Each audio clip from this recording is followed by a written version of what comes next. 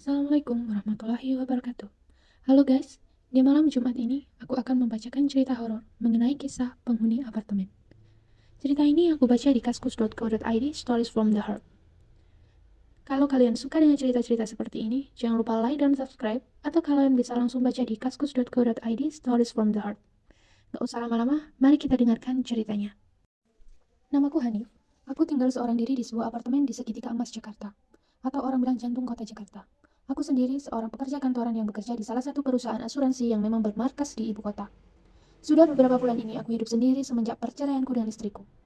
Karena kami belum mempunyai anak, jadi aku bisa langsung terlepas dari ikatan hubungan ini. Di apartemen, aku dibantu oleh seorang asisten rumah tangga namanya Bu Umi. Dia asli warga sekitaran apartemenku. Bu Umi ini tak menetap di apartemenku, dia punya jam kerja sendiri yang sudah aku atur. Ketika aku hendak berangkat bekerja, dia datang dan membereskan rumah sampai sore. Sedangkan aku pulang dari kantor sekitar selesai maghrib atau bisa lebih malam lagi. Dan sesampainya di apartemen, semuanya sudah beres dan bersih berkat kerja Bu Umi. Jadi aku bisa langsung bersantai dan istirahat.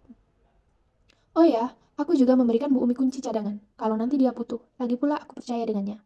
Pada suatu hari aku hampir saja terlambat berangkat ke kantor, tapi karena Bu Umi datang dan mengetuk pintu, aku jadi terbangun dan segera bersiap pergi bekerja. Singkat cerita, aku sampai di kantor dengan mobil sederhanaku.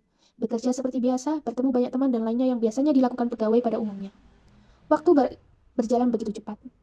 Tak terasa, sudah waktunya pulang. Sekitar pukul 6 sore aku keluar kantor menuju mobilku dan mulai mengemudi pulang.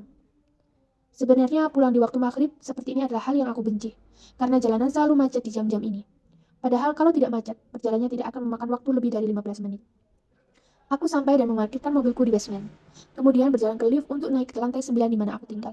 Aku sendiri di dalam lift dan sampai di lorong pun aku sendiri. Lorong begitu sepi dan hening, hanya ada aku dan suara langkahku. Ditambah suara kunci yang berputar di lubang pintu, aku segera masuk dan langsung mengambil segelas air di dapur kemudian meminumnya. Namun ada yang janggal saat maghrib itu. Aku lihat Bu Umi belum pulang dan sedang menyetrika di salah satu kamar kosong di apartemenku. Karena pintunya dibuka, aku jadi bisa melihatnya. Aku pun mendekat dan bermaksud menyapanya. Waktu itu Bu Umi posisinya membelakangiku. Kepalanya menunduk sambil fokus menyetrika bajuku. Kan bisa besok pagi, Bu. Ibu pulang saja, kataku pada Bu Umi. Enggak, Mas. Sekarang aja deh. Lagi males pulang cepat, jawab Bu Umi. Aku berpikir mungkin Bu Umi sedang ada masalah dengan anak-anaknya di rumah. Jadi aku membiarkannya dan tak menaruh curiga apapun. Ya udah, Bu, saya bikinkan teh ya, ucapku dengan maksud baik. Aku segera berjalan menuju dapur untuk membuat segelas teh manis. Cangkir sudah ada dan teh pun tersedia. Jadi tinggal aku buatkan saja untuk dia. Kasihan, dia bekerja seharian. Mungkin sekali-kali aku juga harus melakukan sesuatu yang baik untuknya.